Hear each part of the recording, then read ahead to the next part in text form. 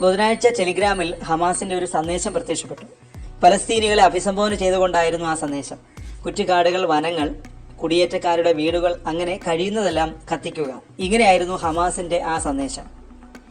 West ബാങ്കിലെയും ജെറുസലേമിലെയും ഇസ്രായേലിലെയും യുവാക്കളെ, കാറുകൾക്ക് തീയിടുക. സ്വാതന്ത്ര്യത്തിന്റെ പ്രതികാരത്തിനായി Gaza കാത്തിരിക്കുന്നു. ഹമാസിന്റെ ടെലിഗ്രാം പോസ്റ്റ് ഇങ്ങനെയായിരുന്നു. നേരത്തെ ജെനിൻ ന്യൂസ് നെറ്റ്വർക്കിന്റെ ടെലിഗ്രാം ചാനലിലും കുടിയേറ്റ പ്രദേശത്തിന് സമീപമുള്ള കുറ്റിക്കാടുകൾ അഗ്നിക്കിരയാക്കാൻ ആഹ്വാനം ചെയ്തിരുന്നു. പിന്നാലെ ഇസ്രായേലിൽ കാട്ടുതീ ആളിപ്പടർന്നു. ജെറുസലേമിന് സമീപമുള്ള പ്രദേശങ്ങളിൽ തീ നിയന്ത്രണാതീതമായി ആളിപ്പടരുകയും ചെയ്തു. ഇസ്രായേലിലുടനീളം കാട്ടുതീ പടരുന്നതിനിടെ ഒരു പട്ടണം കത്തുന്നതിന്റെ പശ്ചാത്തലത്തിൽ മുഖംമൂടി ധരിച്ച ഒരാൾ തീയിടുന്നതിന്റെ ചിത്രം ടെലിഗ്രാം ചാനലിൽ പ്രത്യക്ഷപ്പെട്ടു. അടിമകളുടെ വീടുകൾ വിപ്ലവകാരികളുടെ കാൽക്കീഴിൽ ചാരമാകും എന്ന വാചകവും കുടിയേറ്റക്കാരുടെ വീടുകൾ കത്തിക്കുക എന്ന ഹാഷ്ടാഗും ചിത്രത്തിനൊപ്പം ഉണ്ടായിരുന്നു. ജെറുസലേം പോസ്റ്റാണ് ഇക്കാര്യം റിപ്പോർട്ട് ചെയ്തത്.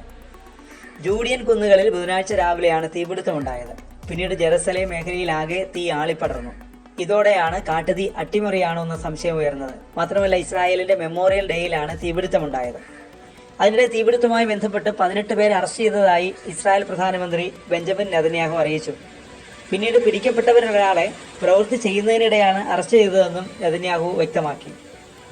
എന്നാൽ 3 അറസ്റ്റുകളെക്കുറിച്ച് മാത്രമേ തങ്ങൾക്ക് അറിയൂ എന്നാണ് പോലീസ് പറയുന്നത്.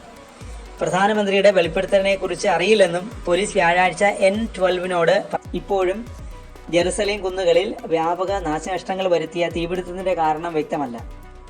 കാട്ടുതീ വ്യാപിക്കുന്നതിനിടെ തെക്കൻ ജെറുസലേമിൽ തീ കത്തിക്കാൻ ശ്രമിച്ചയാളാണ് അറസ്റ്റിലായവരിൽ ഒരാളെന്നും പോലീസ് പറയുന്നു. തീപിടുത്തത്തിന്റെ ഉറവിടം കണ്ടെത്താനുള്ള അഗ്നിശമന സേനയുടെ ശ്രമം തുടരുന്നതിനിടെ പോലീസിന്റെ അന്വേഷണവും പുരോഗമിക്കുകയാണ്. ജെറുസലേമിന്റെ പ്രാന്തപ്രദേശങ്ങളെയാണ് കാട്ടുതീ വിഴുങ്ങിയത്. വരണ്ട കാലാവസ്ഥയും ശക്തമായ കാറ്റും ദ്രുതഗതിയിൽ തീ പടരുന്നതിന് കാരണമായി. ബുധനാഴ്ചയാണ് കാട്ടുതീ വ്യാപിക്കാൻ തുടങ്ങിയത്.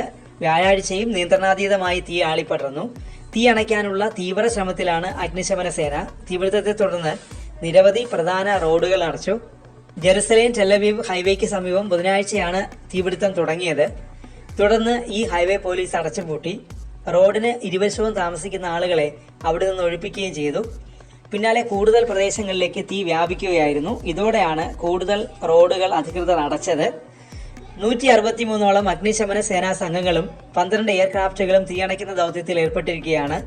തീയണയ്ക്കാനുള്ള ശ്രമത്തിനിടെ 17 അഗ്നിശമന സേനാംഗങ്ങൾക്ക് പരിക്കേറ്റതായി അധികൃതർ അറിയിച്ചു. കാട്ടുതീ നിയന്ത്രണാതീതമായി പടർന്ന സാഹചര്യത്തിൽ ഇസ്രായേലിൽ ദേശീയ അടിയന്തരാവസ്ഥ പ്രഖ്യാപിച്ചു. ഇസ്രായേലിന്റെ ചരിത്രത്തിലെ ഏറ്റവും തീവ്രമായ തീപിടുത്തമാണിത്.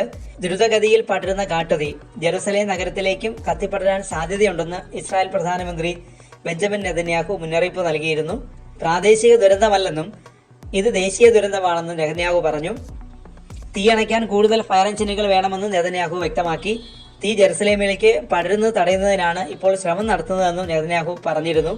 ഇസ്രായേൽ സർക്കാർ അന്താരാഷ്ട്ര സഹായത്തിനായി അഭ്യർത്ഥിച്ചിരുന്നു. ഇറ്റലി, ക്രൊയേഷ്യ, നോർത്ത് മാസിഡോണിയ എന്നിവിടങ്ങളിൽ നിന്നുള്ള അഗ്നിശമന വിമാനങ്ങൾ ദുരന്തബാധിത മേഖലയിൽ എത്തിയിട്ടുണ്ട്.